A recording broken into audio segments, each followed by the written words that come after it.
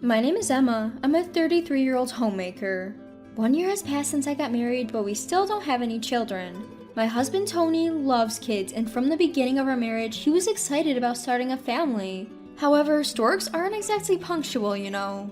Impatient, Tony suggested I get a checkup at the hospital, so I visited an obstetrician. After many tests, I was relieved to hear the doctor say there's nothing wrong, but right when I let my guard down, Tony suddenly declared, "Sorry, I want a divorce." Why? There's nothing wrong with me. I really want kids soon, Emma. If we keep going like this, I'm too worried about when we'll have them. I was at a loss for words.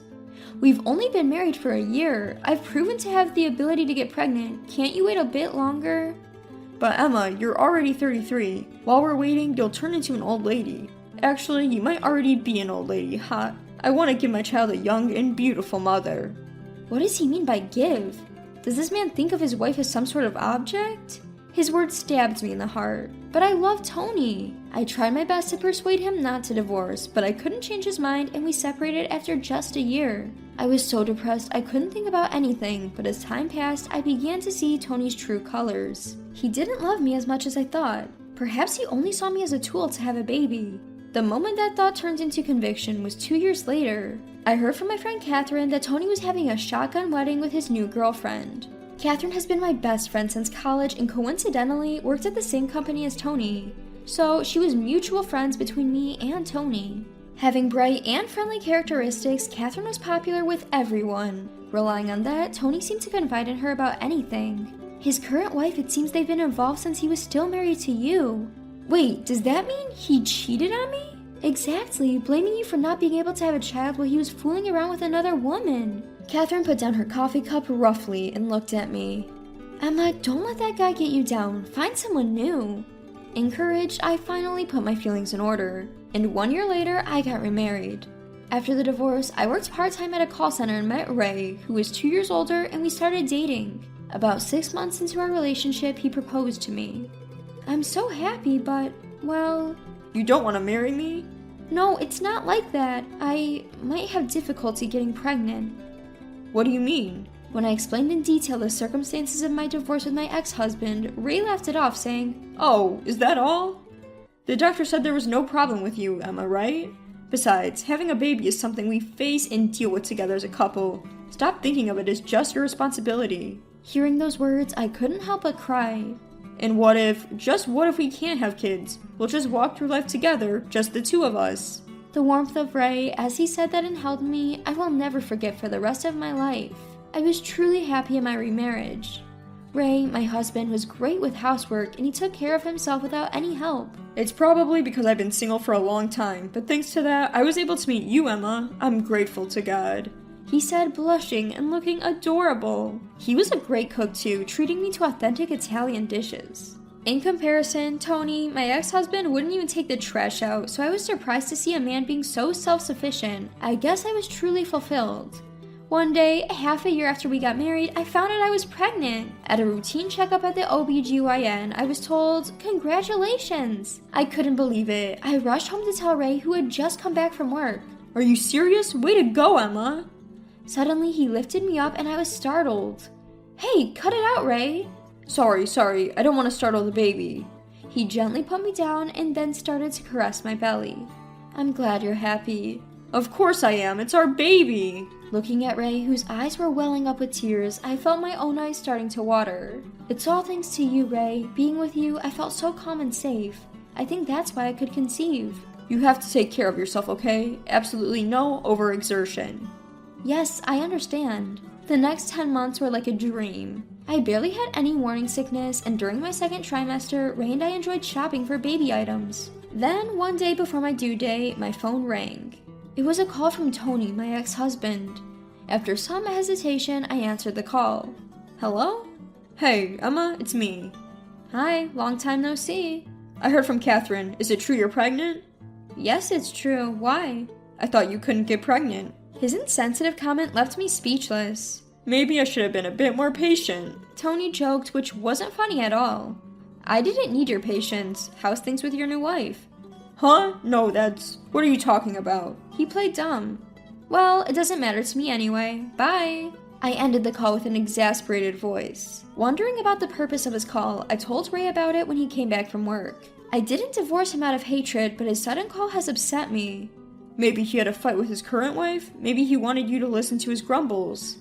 I don't think so. He made an impolite comment saying he should have been a bit more patient. Maybe he wanted to congratulate you on your pregnancy, Emma. There's no way, Ray. You're such a soft touch. Ray, chuckling, was truly a kind-hearted guy. Seeing Ray like that, my annoyance seemed ridiculous, and the conversation naturally shifted to the topic of our baby. The baby is a girl. The doctor let us know at our last checkup. We spent that day discussing her name again. Ray's eyes were shining with joy. I can't wait to see her. She'll be here soon. Exactly a week later, our baby was born. Hoping she would grow as warm as the jewel, we named her Amber. When I held Amber, Ray said to me through his tears, thank you, over and over again. I've been home since being discharged, fighting the good fight of motherhood. Of course Ray helps too, but there's so much we don't know and we've made a lot of mistakes. It would be nice to have dependable grandparents around right now. There's nothing we can do, both our parents live far away. It might have been a good idea for you, Emma, to go back to your parents. It's okay, no matter how hard it gets, I want to be here with you and Amber. Even though I'm exhausted from many sleepless nights, seeing Amber's face soothes me. 3 months have passed and we've been mixing formula with breast milk. We finally started to sleep a little easier. One day, Catherine came to visit with a baby gift. Wow, so cute! Looking at Amber asleep in her crib, Catherine let out a soft cheer. Congratulations, Emma. Thank you, I'm so glad you could come. I meant to come earlier, I'm sorry. Don't be silly, I know you're busy with work, Catherine. I'm just glad you could make it. I served the cake and coffee Catherine had brought as a gift, and we sat across from each other. We chatted about Amber, and by the time I had brewed a second cup of coffee, Catherine started with, I wasn't sure if I should bring this up, given how happy you are, Emma, but can I talk to you? What's up? Why so serious? Well, it's about Tony. You know he had a kid right away with his new wife, so he thought the fertility issues were because of you. Well, that's probably what he thought.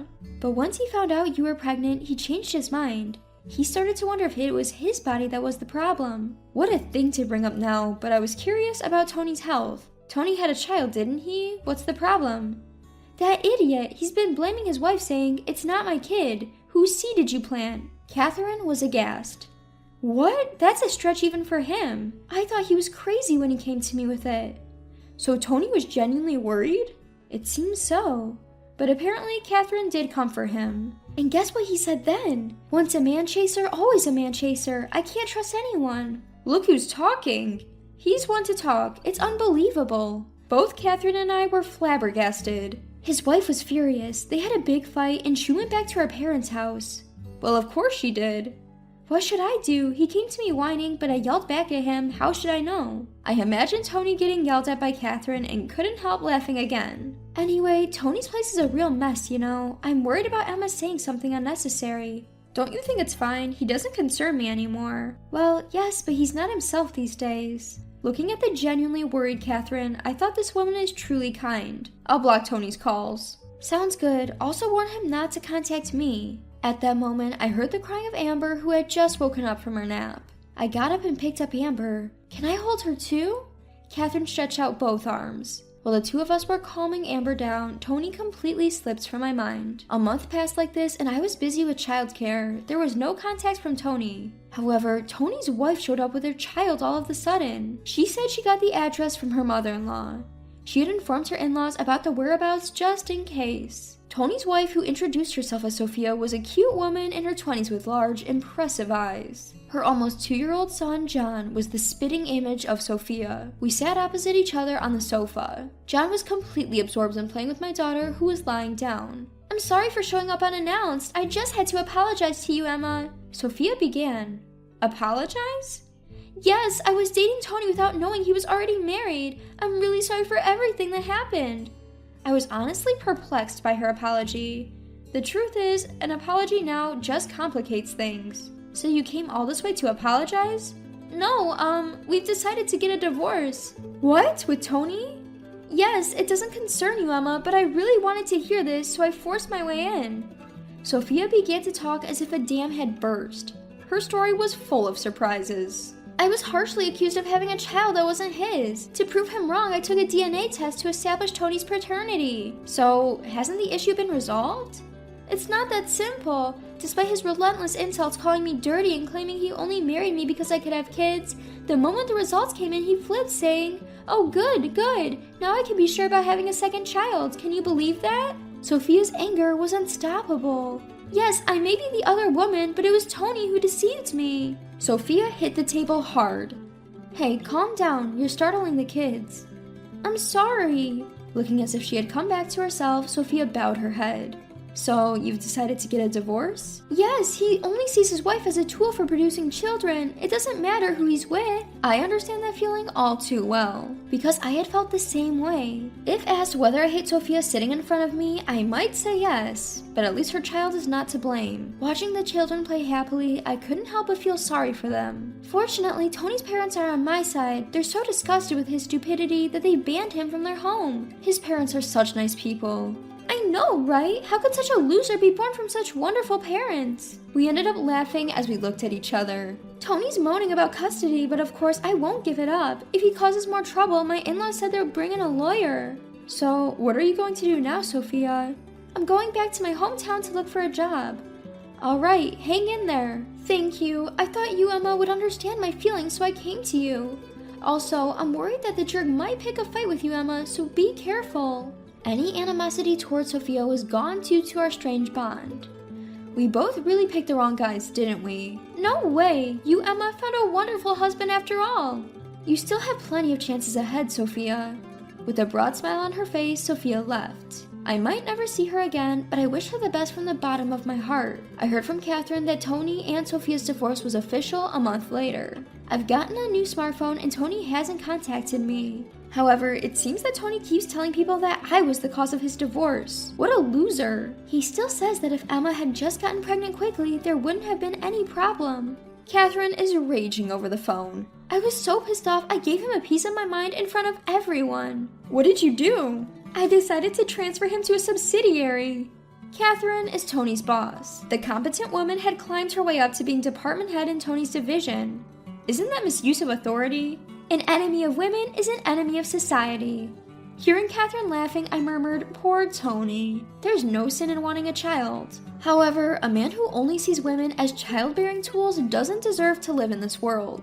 Poor Tony, given a hard time by his wife and boss, still seems to despise women as ever. Even at his new place, he's reportedly still messing with women and getting a taste of his own medicine. Some people never learn unless they die. Maybe I should ask the devil that he should